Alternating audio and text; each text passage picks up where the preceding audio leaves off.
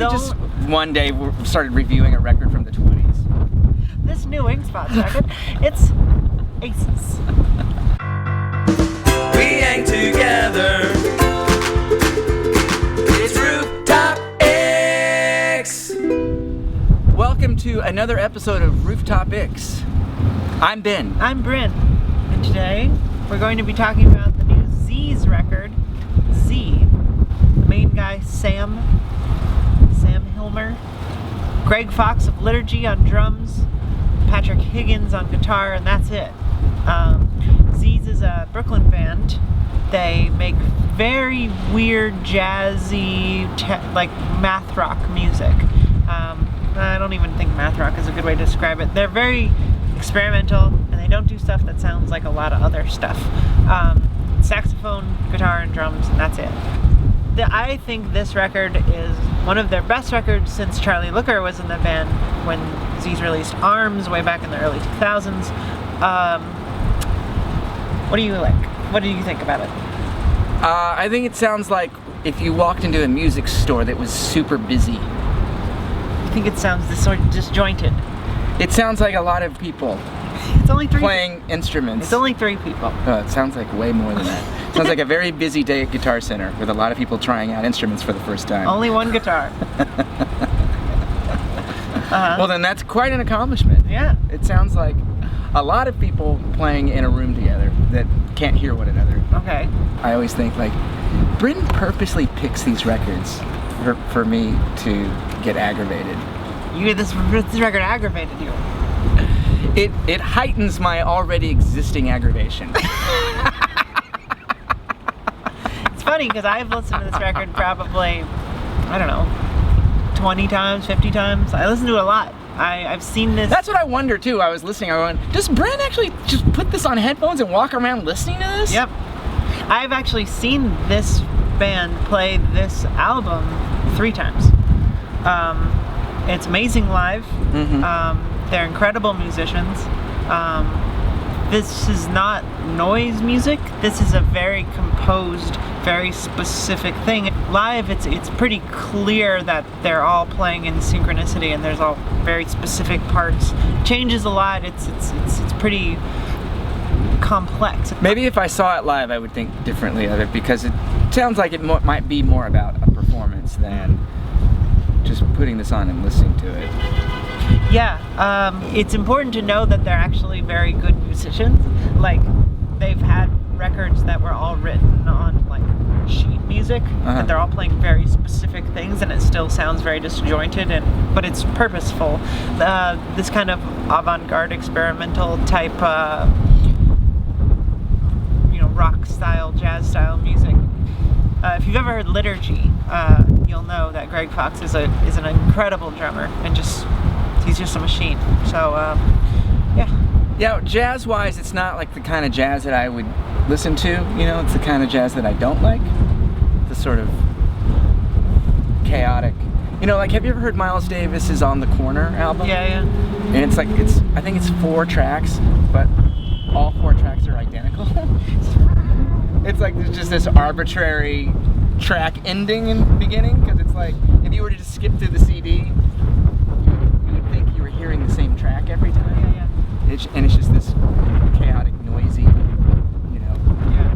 Tell me why you don't like it. Have you ever seen that YouTube clip of the guy who works at a guitar store, and he just will shoot a video selfie whenever somebody's just like noodling, or 2 people are kind of noodling at the same time, and he's just making a face. It's like just him with that person in the background, like playing guitar, and then somebody else on drums, but they're not playing together, they just happen to be making noise at the same time. It's funny, when Arms came out, they were playing LA, and someone from the Howard Stern show saw them. This was years and years ago, like a decade ago, probably more. Someone from the Howard Stern show saw them, bought the record, and they played the album on the Howard Stern show, and they were just making fun of it because they were like, this is just nothing. Like, right. Sounds like noise. And I think he had the same opinion. But I don't know, Howard Stern, I don't know when he's joking or not. Right. I don't know if he gets it. Ben was just making fun of it to be funny, but like, it does, I will admit that if you listen to Z's completely not knowing what to expect, and you're not interested in this kind of music, it does sound like people just banging their instruments around a little bit. Right. Especially their old stuff, which is like, it's like they all took random, if you listen to Arms, there's some songs on there that are like, it's like they took different songs and they're playing them in perfect time with each other, but they're all different songs. Right. And that's like the piece. That's not really how this album is. It's more pretty spot on, especially like core and Z.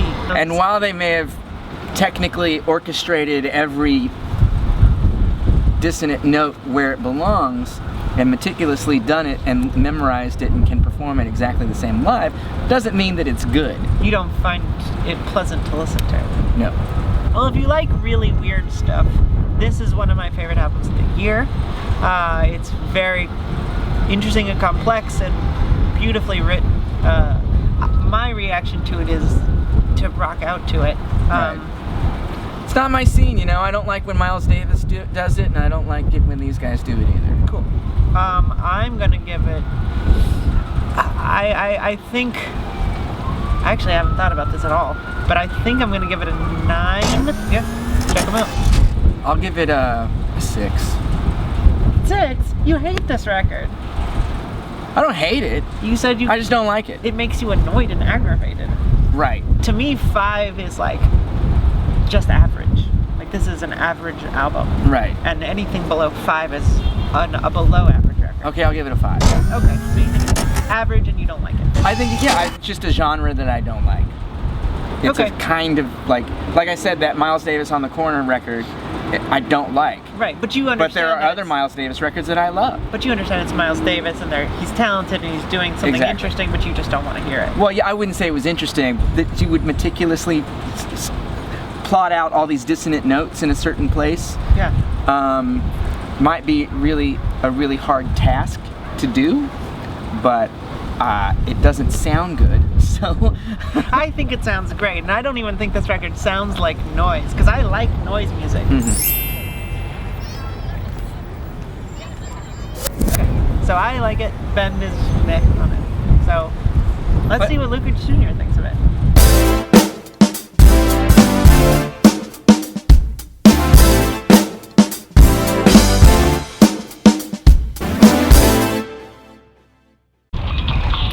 Okay, Lucas, what do you think of this? It's called Z's, and the song is called Z. This is Aziz Ansari?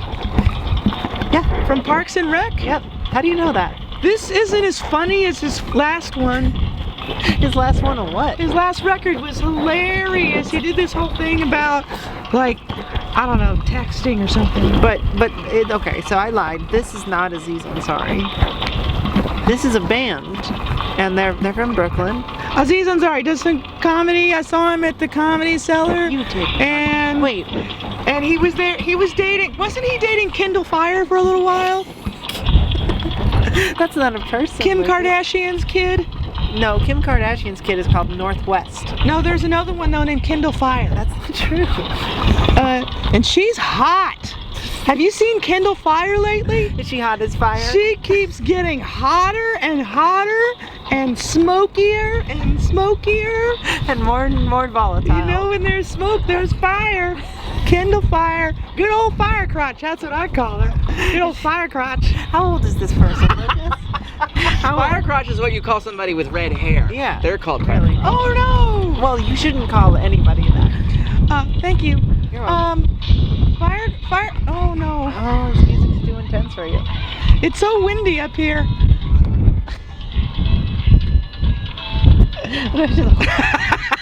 Hey, put me down, put me down, put me down. Oh, Kendall Fire has a fire crotch, which I thought was an STD. Have you ever had an STD? That's not a question. Tell me, guys, I want to know about your STD history.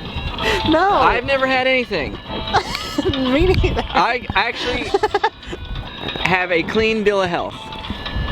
Well, I've never even had fire crotch. Meaning I've never slept with a redhead. Really? No. You never slept with a redhead? No. Huh.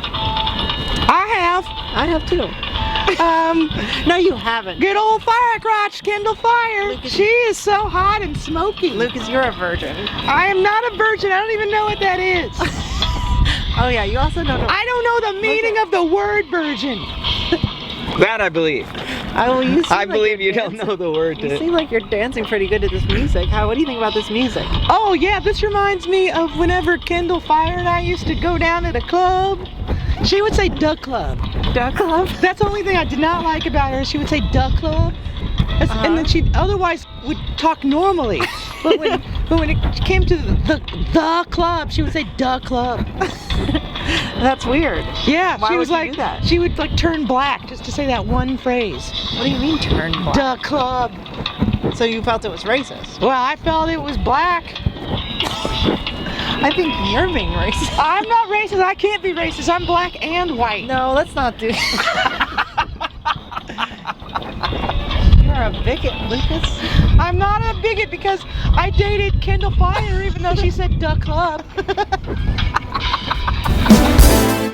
Okay. This is viewer emails.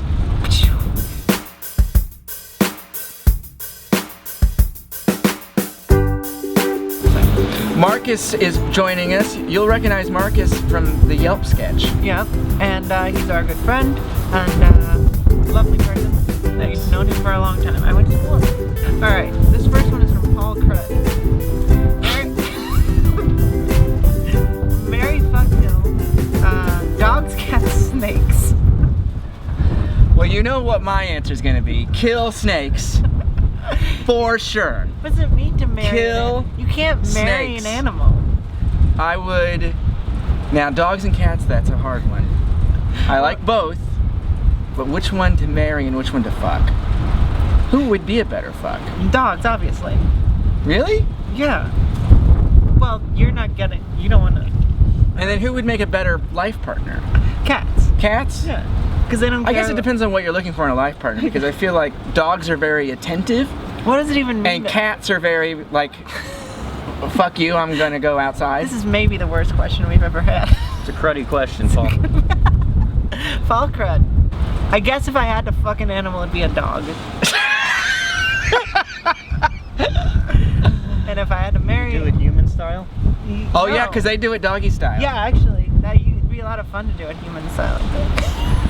Like missionary style with a dog. Yeah.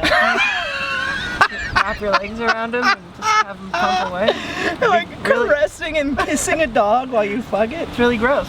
That is gross. You probably lick your face a lot. I think I would probably marry dogs and fuck cats. How do you fuck and a cat? kill snakes? Well, I mean, just the concept. Right? Like cats in general, not a specific cat. All right, what would you do? You ever see that video with eels? Eel girl? Oh no. What is Me this? and Marcus actually have a thing where we've seen a lot of shit on the internet. Literally and figuratively. I hate to know where this is going that leads into remember the eel. You really don't want to know. Okay. Well, next question. Link to it. Just in Time asks, what happens when you die? Well, you get to fuck as many cats as you want. What do you think, Marcus? What happens when you die? Mark Twain has a quote that I really like, and this is paraphrasing. I probably won't nail it verbatim, but it's something like, I'm not afraid of death. I was dead for billions of years before I was alive, and I found it not the slightest bit inconvenient. What happens? What is the consciousness of a human experience after death? I want it to be like that movie we saw. Which one? Touching the Void, is that what it's called? Enter the void. Enter the Void. Oh, As far as we know, there's no consciousness after death because there's no brain activity, and that's the source of your consciousness. Right. Really, like realistically, like if you really want to ask me what I think probably happens, the answer is nothing. Like I think it feels like you were never born. I know, That's what I hate that. I think that's what happens. What I want to happen is a very different thing. And I don't really choose to believe. I pretty much choose to believe that nothing happens, but I kind of have a hope. I have enough like spirituality that I hope something more happens because it'd be cool just to see like other like dimensions or something, but like probably not. Some scientists were using quantum physics to explore the possibility that consciousness does carry on after brain dies. Right. Ben likes that theory. Me too. Yeah. So maybe. Ben likes it, and I do. You're Ben. Oh, okay. Sorry. So what do you think happens? I would like to assume that there is a higher form of consciousness than mankind, and mankind isn't the highest possible form of consciousness, that perhaps there's a higher form of consciousness than that, and Sure. that mankind isn't the top of the pyramid. Ben, have you heard of Stanley Kubrick? Yes. Yeah, 2001. Watch it. It's a good movie. Yeah, I mean, I would be happy. I think my favorite idea that I like to think about sometimes is that when I die, it would be cool if you were reincarnated and you like just live again as a child, but like around 4 or 5, you get all your memories back. Yeah, I think that would be the fun of being reincarnated, is Yeah. remembering your other life and And, like, bringing those memories with you. Yeah, and like playing the game like on And sort of easy like, mode. no one knows I used to be this other person. Like 100 years ago, I was this other thing. Yeah, And now I'm this. yeah, it would be That would be super, fun. super awesome. Well, I think it's going to rain, so that concludes viewer emails. Please write to us, comments, Twitter, Facebook, like and subscribe, follow us, Share us. tell all your friends. Share us to everybody, and watch us at work. We love you. And until next time. Top of the world to you.